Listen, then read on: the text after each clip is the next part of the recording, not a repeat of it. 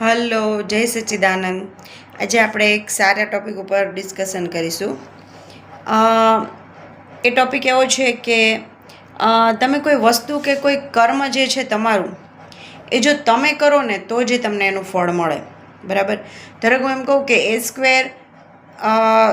a plus B whole square છે, એનું જે આપણે છૂટું પાડીએ, વિભાજન કરીએ, સાદું રૂપ આપીએ તો a square plus 2ab plus B square થાય. બરાબર? તો પછી એ ઇક્વેશન મને ખ્યાલ છે, હું ઇક્વેશનના આધારે દાખલો ગણીશ અને એનો જવાબ આવશે.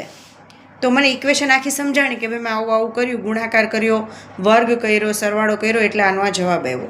પણ કોઈ વ્યક્તિને એનો સીધો ડાયરેક્ટ જ જવાબ ખબર છે તો, એટલે કે એને મગજ બાયડું નથી અને મહેનત કરી નથી તો પછી એ જે રિઝલ્ટ છે એનો એ હકદાર નથી. મતલબ એને કંઈ ખબર નહીં પડે. બરાબર? જો દરેક વસ્તુનો એક્સપિરિયન્સ કરવો જરૂરી નથી. અમુક વસ્તુ આપણે માની પણ લેવી જોઈએ.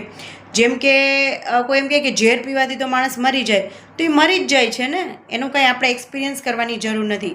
તો ઈચ એન્ડ એવરીથિંગનો આપણે એક્સપિરિયન્સ કરવાની જરૂર નથી, પણ જે આપણું કર્મ છે, આપણું વર્ક છે, તો આપણે કરવું જ પડે. અને જો આપણે આપણું કાર્ય ન કરીએ વ્યવસ્થિત રીતે, જે આપણને સોંપેલું હોય કે જે આપણે કરવાનું હોય, તો પછી જે શ્રી કૃષ્ણ ભગવાને ગીતામાં કહ્યું છે કર્મનો સિદ્ધાંત, એ જ નિરર્થક સાબિત થાય. બરાબર? અને જ્ઞાન અને સમજણને કોઈ ફિઝિકલ ઉંમર સાથે લેવા દેવા નથી. આપણે કહીએ ને કે આ વ્યક્તિ તો જ્ઞાનવૃદ્ધ છે. જ્ઞાનવૃદ્ધ છે મતલબ કે એનું નોલેજ વધારે છે.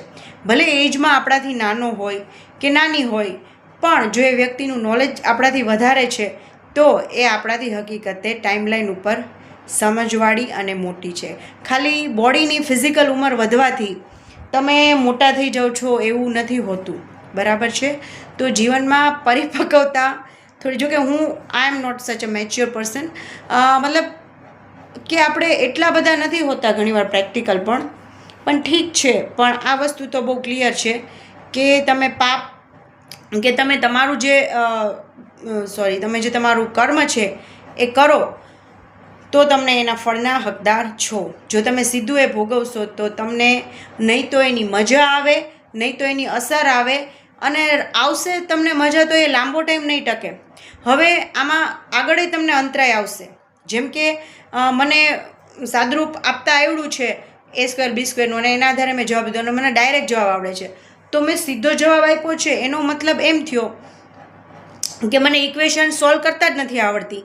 હવે ઇક્વેશન જે બીજગણિતમાં હું સોલ્વ કરું છું એલ્જેબ્રામાં, એને આધારે તો આગળ મારે નવી વસ્તુ કરવાની છે.